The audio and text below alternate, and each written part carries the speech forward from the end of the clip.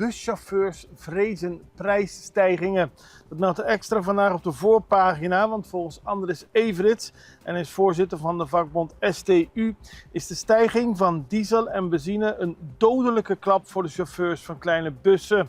Hij deed deze uitspraak naar aanleiding van de aankondiging van de regering afgelopen vrijdag dat in april prijsstijgingen worden verwacht voor benzine en diesel, maar ook voor elektriciteit en water.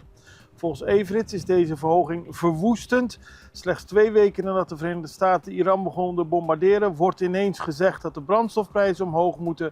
Normaal gesproken zitten 3 maanden tussen de prijsstijging van de inkoop en de gevolgen op de internationale markt.